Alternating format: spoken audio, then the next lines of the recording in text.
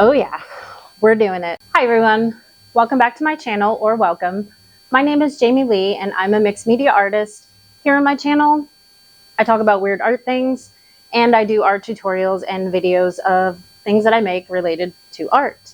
Today, I will be making a book nook. So this has been highly requested by people who visit me at my booth at art fairs. I have several book nooks on display at my art fairs that I have made. Some of them are kits and some of them are kits that I've customized. So there's a little mix of different styles of things.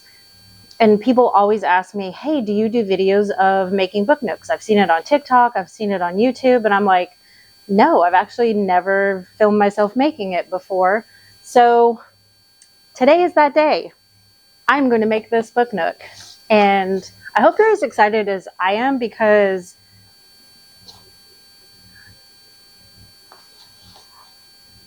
this is like my fantasy book nook, that if I could pick any type of book nook to make, this would be the one. It's called Haunted Mansion. It's by a company called Fifi Joy, which I'm sure is Chinese or whatever. I mean, I'm excited.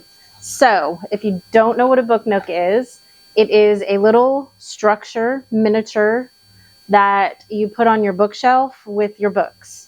And a lot of them are lighted. So you have like a little lighted miniature themed house or nook that you can put on your bookshelf to display. I have made many of these. I take them to my art fairs, and some, like I said, some of them I've customized. Some of them I start with the kit and just kind of go whole hog with making it how I want it to look. There's a lot of cool elements in here that I was like, oh, this is so fun. So if you're interested in seeing a book nook go from start to finish, then stay tuned, because that is what we are doing today. And I hope you're as excited as I am. Let's get started. The first thing you want to do is unbox your book nook if you plan on making a book nook. So we're going to go ahead and unbox everything so you can see what most book nook kits look like. This has been my experience with the ones I've done, is that they're all pretty similar. So the first thing that you'll want to get familiar with is this one calls it the assembly manual. It's basically the instruction booklet. This will be your best friend while you're putting a book nook together. The way that the instruction manual is organized is, at the beginning it'll give you the, what's in the kit, and then it will go ahead and it's going to go step by step. They each do it like slightly differently, but mostly it's the same. Step by step with pictures and instructions to get you from the very beginning all the way to finishing the book nook. So the important things that you'll want to take a look at once you've opened your box is finding the instruction manual, taking out all the pieces so you can kind of get the lay of the land and be familiar with what's in there. Most book nooks are going to have some form of these flat sheets of wooden pieces that are scored so that you can remove the little pieces that you'll need. And depending on how involved the book nook is, there's going to be several. So they're usually going to be labeled with a number or a letter or something like that. This one happens to be labeled with letters. So in the assembly manual, it's going to tell you where to find the pieces for each step by looking at the lettered pieces of wood, so that you know where each, item you're looking for is going to be located. So for this one here, it says there's going to be some accessories, and then there's going to be some sheets of basically perforated wood, and it gives you a detailed look at what each one's going to look like, so you know what you're looking for when you're trying to grab that piece. The accessories kit usually is going to include some form of lighting. So the lighting in these kits is going to be a battery pack with a number of wires coming from it, depending on how many lights the kit wants you to install. So this part can get a little bit tricky if you've never done this before. At this point, I've done the lighting for these kits many times, so I'm kind of familiar with it. And even so, I still get tripped up sometimes because they tend to not be as intuitive as you would hope. But for the most part, what you're going to do is somewhere in the back part of the BookNook, there's going to be the battery box. There's going to be a spot where it's included that the battery box will be stored. All of the wires are going to come from that battery box into the BookNook somewhere. And it's going to give you a location where that light is going to sit, and then a way for you to attach the wires to the little pieces of wood in the BookNook so that the wire isn't just, you know, here, there, and everywhere. They tend to give you a very neat way of running the wires, and you tack them down with these little U-shaped wooden pieces usually to hold the wires in place. So that will be very important because you have to run the wire in a certain way and at a certain time before you can put other things together. So you'll really want to pay attention to when they're telling you to do the lights at certain points in the BookNook instructions. Also, usually the lights are turned on by a tap feature or a switch feature. It really depends. Most of the ones I've done recently have the tap feature, which makes it nice because you don't have to reach in anywhere and switch the switch on. You just tap and it turns it on, tap and it turns it off, which makes it very nice. A lot of the kits will come with some little extra things along with the lights, like this one has little skulls. Some of them will have a dust cover. All that means is it's a little plastic sheet that's going to go in the very front of the BookNook between the outside world and what's inside the BookNook to keep it from getting dusty, which I really like the ones that have that feature because it is a lot cleaner and you don't have to worry about, you know, stuff inside getting messed up or having to go in there and dust, which who wants to do that?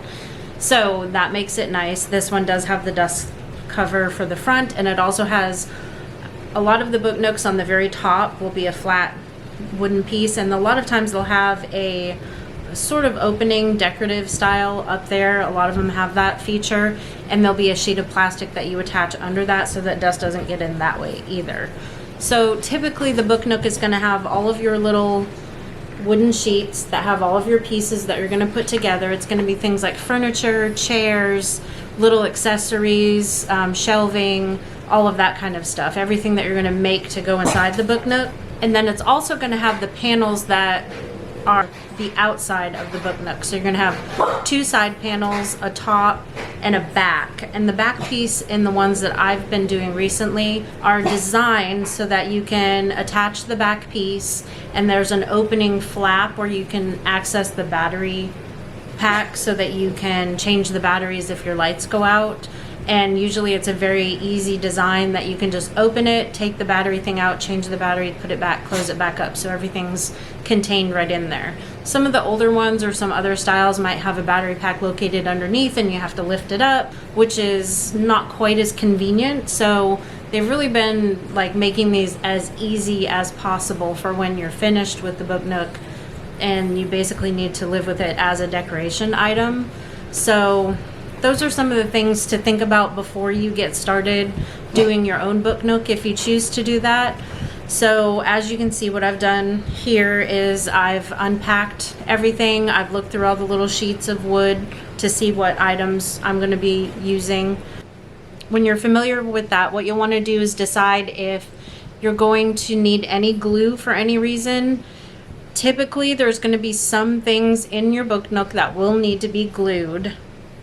In my experience, and this is just personal preference maybe, I don't like the glue that they send, even though I did look at one of the ones that I had done not that long ago, and the glue is supposedly a good glue, but I found it to be so gummy that I do not prefer that. So what I have used in all of my BookNooks, and I will continue to use this because I prefer it and I feel like it works the best, is this right here.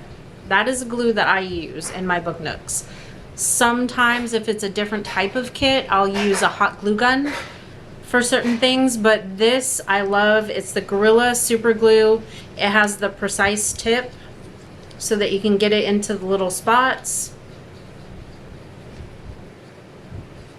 And it is a quick dry glue, so it doesn't take too long to dry. And I found that when you apply this to anything that needs glued down, it's going to take an act of Congress to try to get the pieces apart usually. So it's a great glue. That's what I recommend. I don't generally recommend the glue that they send in the kit, but you can try that or other types of glue and see what you prefer. That's just my preference and my advice. So once you familiarize yourself with everything, got your glue, if you've decided that you want to change glues, what you will do is you will jump right in with step 1. So each step in the BookNook kit is going to give you a task to do and a piece or some pieces to gather in order to do that. So for example, starting off here, they want you to make books by putting the covers on the little pieces of on the little rectangles of wood that are meant to be books. Then they're gonna have you build like little interior type wall stuff. They're gonna have you put together shelves. They're gonna have you put together display units, furniture, that type of thing. And they're gonna take you step by step through each one. So for example, when I said about how you're gonna have to pay attention to doing the lights, right here only on step 5, they already want you to think about where the shortest red light is gonna be placed, because they have a fixture for that to go inside, and you'll have to attach it as part of that step in order to be able to move on to the rest of the steps. So that's really basically everything that is important to know if you've never done a BookNook before. The other thing that they do in the BookNook kit is they give you this little thing here, and they also give you that little, it kind of looked like a little hammer that a doctor would tap on your knee. I don't use those. You can use those. I don't personally use those. I actually mostly use either pliers, tweezers, or my fingers. I mean, that's just how I do it, because some of the pieces and the little flat pieces of wood, they want you to push out the piece that you're going to need. Sometimes either the perforation is hanging on at a certain point, so it makes it harder to get them out, or they're very, very tiny pieces that you have to kind of try to pop out with your big fat finger, at least my big fat finger. And so sometimes having something like a pair of tweezers to kind of poke that out, or you can use what they've given you here. It's for poking out the pieces so that they'll come out cleanly from the wood. And that's something you might need to think about needing if you're going to do your own BookNook kit. So mostly you'll see me poking out the wooden pieces with my fingers and some tweezers, depending on, you know, if they're deciding to come out correctly or not.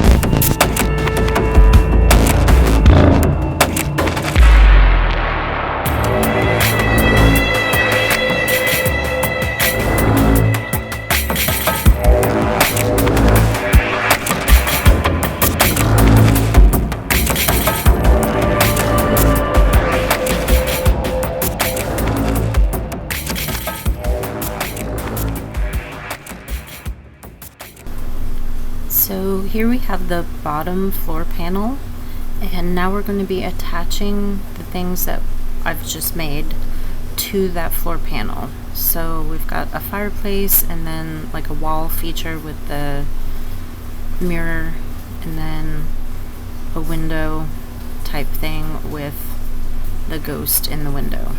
So all of these pieces are going to be sitting right there, and then they're a little bit floppy at the moment, but once the second floor is attached to them and the wall, they'll be held in place by those pieces. So this is one of the lights being installed to where it's supposed to go, and it's having us take these little light wire clips, the little wooden horseshoe looking pieces, and that's what holds the lights to the panel pieces. So this first part is actually the light switch. Basically, it's going to be attached to the floor and head toward the front of the BookNook, because you're going to tap at the front to turn the light on and off. And as you can see, I have put the batteries in the battery pack and the lights are working. And the light battery pack is going to be sitting kind of where it's at right now once the BookNook is finished. So I clipped that light wire down, and then it's also having me put a clip to hold it in place behind that wall feature. Like I said, on these kits usually the wires are run very specifically, and they give you a nice way to keep the wires running pretty neatly most of the time. This wire is running behind the fireplace area, so the fireplace is going to glow green.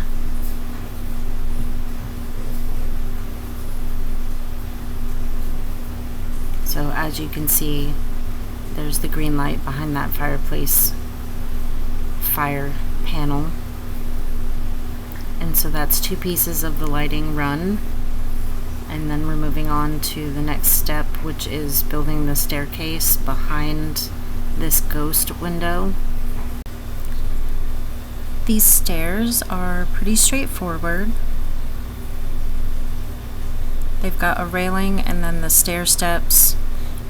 It has you gluing the railing to make it more decorative, which I actually find this kind of funny because that's really going to be hidden once it's in the BookNook. I mean, you will see it a little bit, but they really go all out on, you know, adding the details on these. So you're just putting the stair steps on a curved staircase, and then it has us moving on to this wall. This wall panel has basically a window, which is what that round thing was, that needs to be installed. So that was glued on there, and then the wall gets placed in the slot on the floor. So it's going to be the back wall behind that apparition window and the staircase, and then you have this wall. So as you're looking into the BookNook, it kind of gives the nook more of a perspective. I have another BookNook that I did. It's one of my more customized ones, but one of the elements that was in it was a mirror in the very back, and then a staircase in front of that mirror. So if you were looking into the BookNook, it looked like the BookNook went back quite a ways, and the stairs went to somewhere you couldn't see, so it gave it a lot of depth.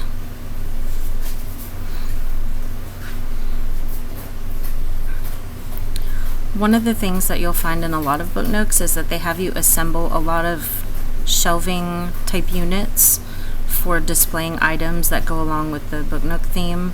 So this is shelves that you're placing different items that were in the wooden pieces, the wooden panel pieces. So there's some of the books that were put together in the very first step, and then there's some decorative objects. Looks like this one, there's an owl. And what they will have us do now is we're going to go step by step, putting things on the shelves and then assembling the entire shelving unit that will go into the BookNook.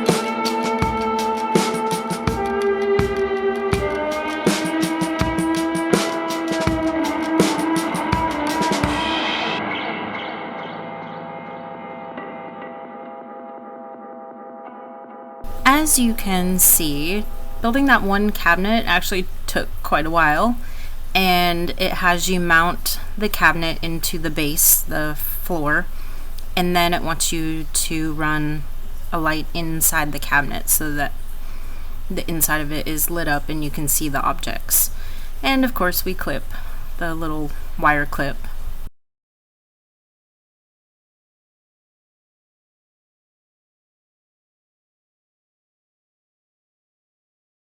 And it looks like this is all of the big structures for that main floor, and then it does have some basically chalk outlines on that floor for where some things are gonna go. It has some stuff laying on the floor, and it has you pull out the items to place them. One of them's a book that you created at the beginning. It's an open book with the pages like splayed out, and that's sitting on the floor, and then it gives you this little stack of skulls. At first I thought it was out in the open, but it's actually under that cabinet. I'm using my trusty super glue to glue all of these items down. And if you're wondering why I prefer this Gorilla super glue, one of the reasons is because I've been using it for quite a while. I started using it when I very first started doing miniatures. I alternated between this super glue and I also use a hot glue gun sometimes, but I like the super glue because it doesn't leave that stringiness from the hot glue gun. It's pretty much hidden. And I travel with my art creations quite a bit because I do the art fairs, so they're traveling in a tote in a trailer. I do wrap them up, but still. And then they're on display, they're out in the elements, sometimes it's a little bit windy. So one of the things I've noticed is some of the stuff gets handled quite a bit, and I don't have much of an issue with anything coming off. And the other thing that happened once, I was at an art fair and I had all of my BookNooks displayed on one of my coffin shelves, and in the afternoon it started getting pretty windy, which I don't love obviously. And I think what happened is the tent next to us, one of their items, the wind, like they were kind of a barrier blocking mine in a little bit, but the wind blew and hit some stuff in their tent, and it fell and it knocked into the coffin, which was at the corner of my tent, and jostled everything on there, and it caused the coffin to kind of swing around, and when it did, it flung several things off that coffin, and two of them were BookNooks. One of them, a lot of the pieces came off, but it was still in okay condition. One of them, it like blasted to smithereens, like all of the pieces just busted everywhere because it was, you know, it hit with a lot of force. So that was a lot of fun. However, I did take them both back home, gathered up all the pieces, took them home. One of them I was able to put together pretty quickly right away. All of the glued parts were still glued together. It was that the BookNook itself, like the sides came off, the top came off, all of the little pieces kind of came undone from the little slots, and I had to like put everything back together that way. But that glue, man, that sucker held. So once I put everything, you know, kind of clicked everything back into place, it was pretty much okay. I just had to fix a few things. So that was kind of my eye-opening test of, hey, if I make something using this, I'm pretty much guaranteed that as long as nothing dumb happens like that, these items are going to hold up well, they're going to stay together, etc. So that's why I love using that super glue, because of that very incident right there. So now you see we've moved on to the second floor of this BookNook. So there's another flooring piece, and you click that into the items from the first floor, install a railing where that opening is in the middle there, and then it has you do the back piece. And the back piece is basically a door/window area, that you put together and click into place in the back. And then it's going to have, as you can see, I'm placing a lot of elements here. There's a lot of things to put into place. There's several slots in the floor where things are going to set. And for example, on the bottom level, it had us doing this pile of skulls and that open book, and then it had us also do those chairs that were facing the fireplace and put those into the slots on the floor. This time it's having us build the back wall with this open door. It has a fun little detail that there's a bloody axe stuck in the door, so that's fun. There's a cat sitting on the windowsill there. There's this, I don't know what kind of zombie, maybe, kind of setting outside the window or door and looking like he's kind of climbing up the side of the structure. So that's pretty creepy. It's having us build this clock feature. And so you're putting the pieces together to make that clock.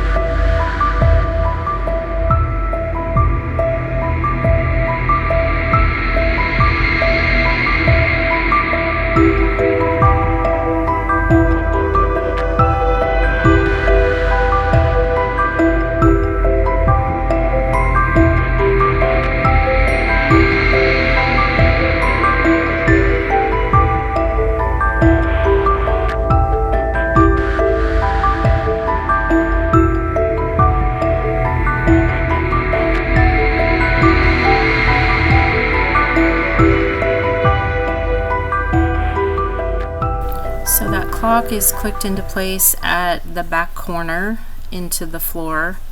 And then what you're going to see here is that it's going to have another shelving unit in that long side there in front of the balcony area. So it's basically going to be the same type of idea as that one on the first floor. It's going to have you build the shelving unit, and there's going to be items that are going to go on the shelving unit, and you put it all into place along that wall side right there.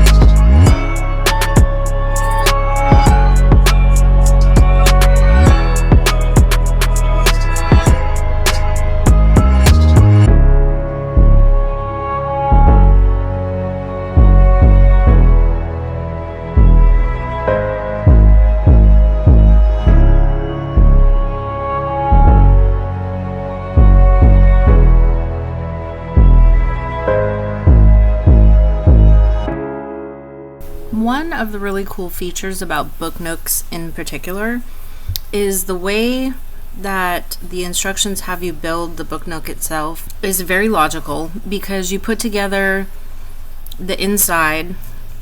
If there's 2 floors, you know, they have you do the base floor and then the second floor, and all of the items are put into it and attached, and all of the lighting is wired, and then you go ahead and put together the walls of the structure, and then the back and the front.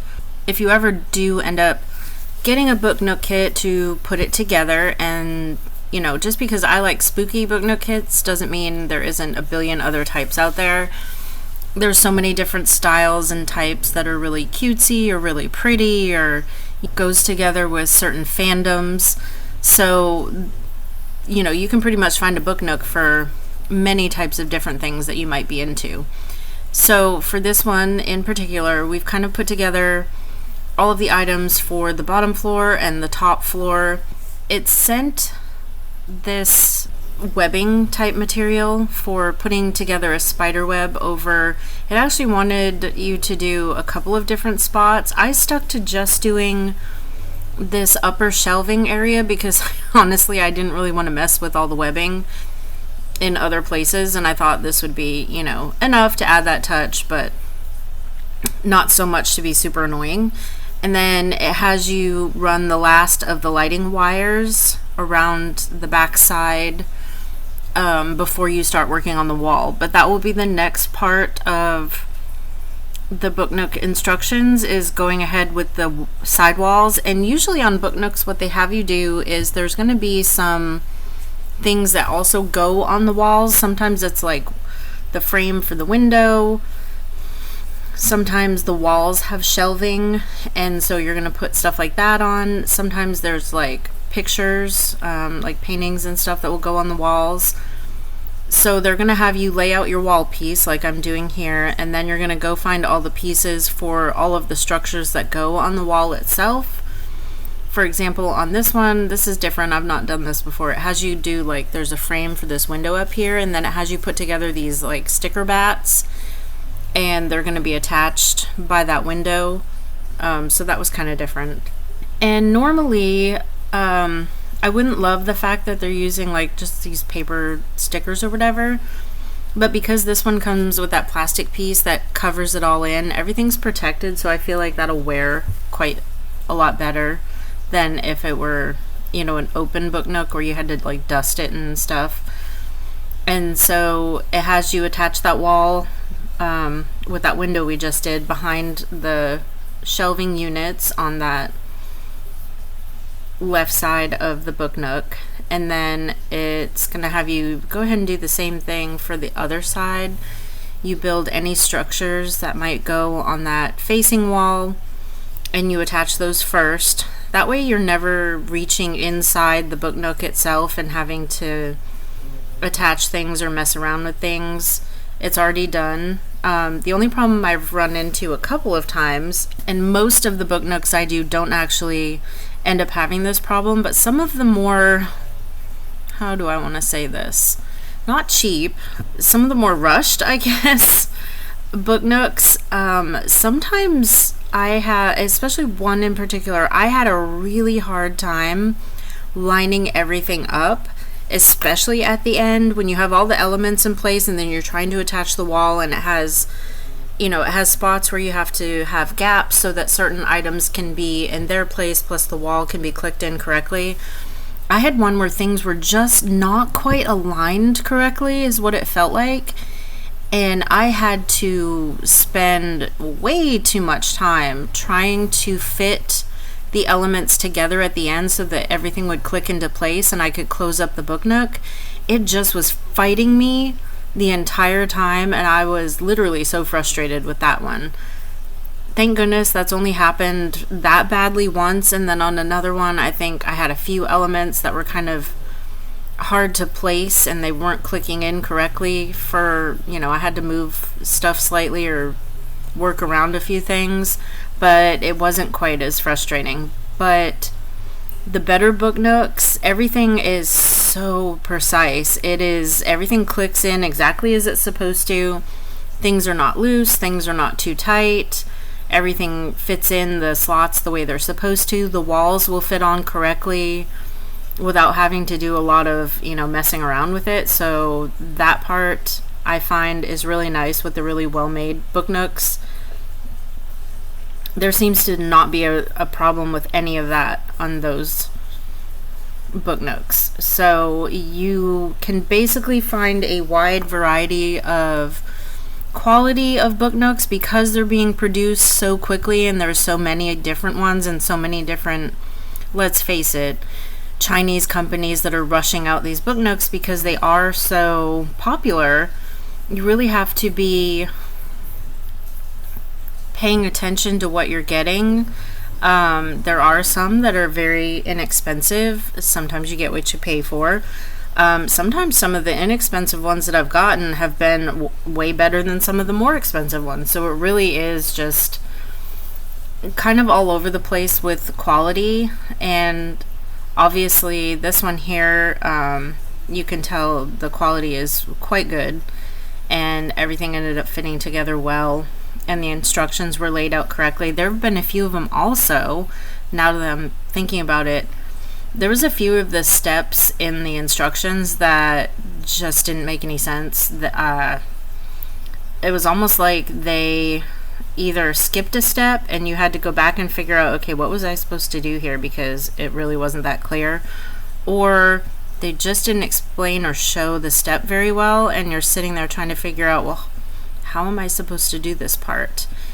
And so that's another frustration that somebody might run into putting together a BookNook, because you're really at the mercy of the manufacturer who makes it and how well they put the instructions together.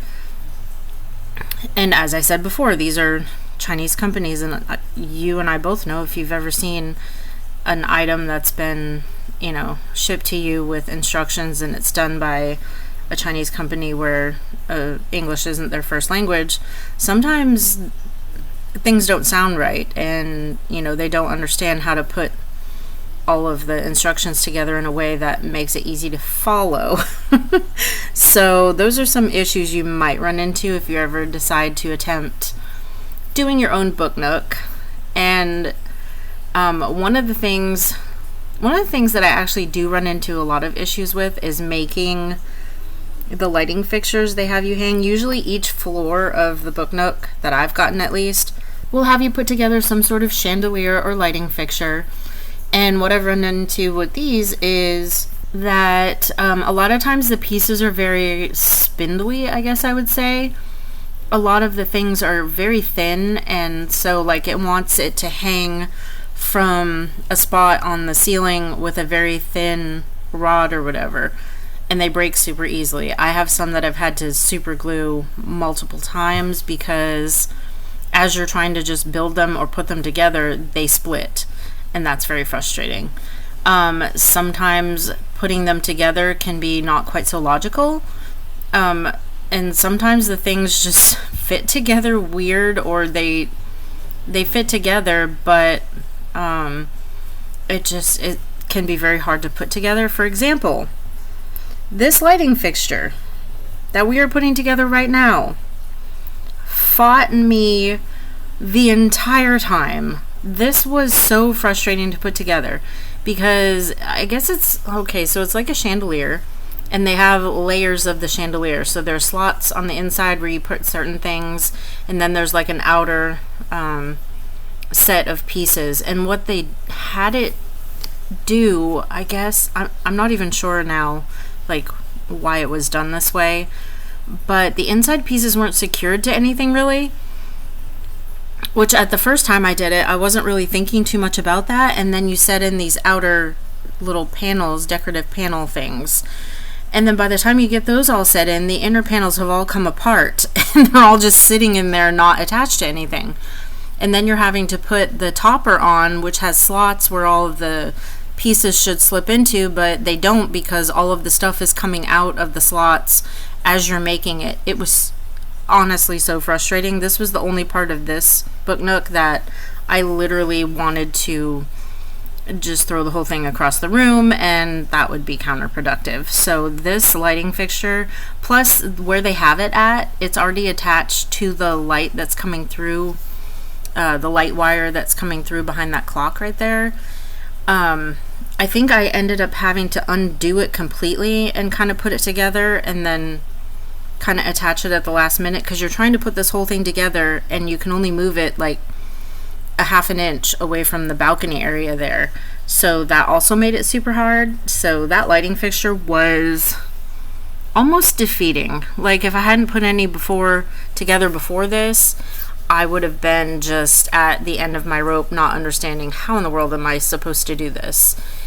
And then I think what I did is I also attached it to the wall, because as you can see, you're putting on, you know, the window frames and the shelving and all that for the wall that's going to go right there.